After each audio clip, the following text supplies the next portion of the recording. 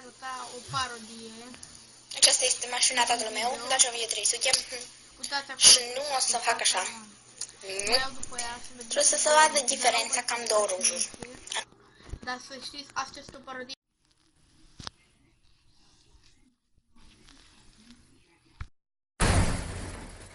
Deci, să țineți minte, aceasta este o parodie. Și dacă n-ați văzut videoclipul, puneți pauză și uitați-vă la el chiar acum. Este chiar șmecher videoclipul și m-am luat după el, adică este chiar foarte de prost. Adică nu cred că există acea persoană proastă pe această lume, nu-mi vine să cred. Și videoclipul se cheamă... Pardon, scuzați-mă, videoclipul se cheamă așa... Machiaj de școală și este o fata aia care v-a marcat direct la prima copertă. Aia este așa, este prima copertă și e urâtă rău, Doamne, mamă. Vedeți, cei care sunt slabi de inimă să nu se uite. Da? Seara, lume, acum noi vom face un machiaj pentru școală. Prima oară, vă dați cu un creion de ochi. Stați să găsesc creioane de ochi. Iată. Nu este creionul de ochi. Creionul de ochi. Unde ești, mă? Îmi pare rău, lume. Uite creionul de ochi. Și vă dați cu el. Vă dați cu el, uite. Stați așa. Dați cu acest creion de ochi. Uite așa, peste tot. Pe aici, pe la ochi, că uite așa se face cu dungă, în partea asta la fel. Dungă. Pe aici, uite așa. Așa. Terminat cu creionul de ochi. Cum de asta văd că nu mai e. Nu mai e.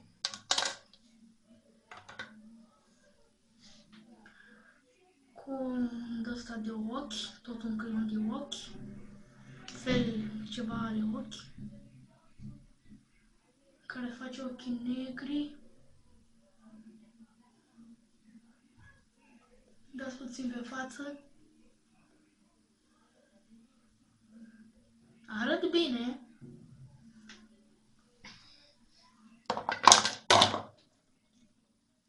Luați o vată, întindeți tot, uite așa, pe ochi. După aia dați cu un ăsta Luxil, fan de ten. Mă întreabă puțin.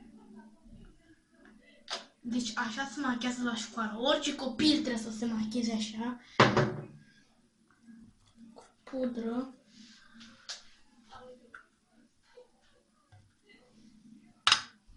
Cu cremă ne dăm pe ochi.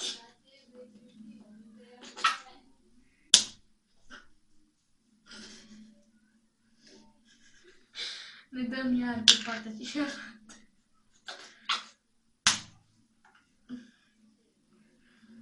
Așa, luăm încă o vată. Stați, 2 secunde, oameni. Luăm încă o vată. Ștergem. Luăm rimerul, adică un ruj, dacă avem ruj. La mine e puțin terminat. Uitați.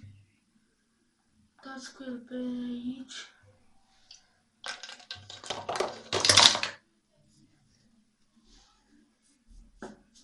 Această cremă este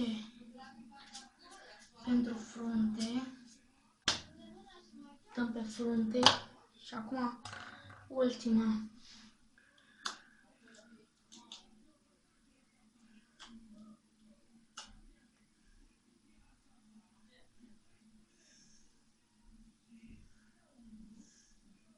Ce frumos sunt, bă.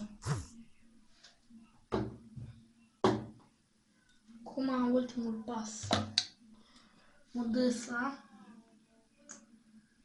și ne dăm pe aici pe nas. Pe aici pe la ochi. Și gata. Acesta este machiajul de școală și toți copiii ar trebui să meargă așa. Toți copiii.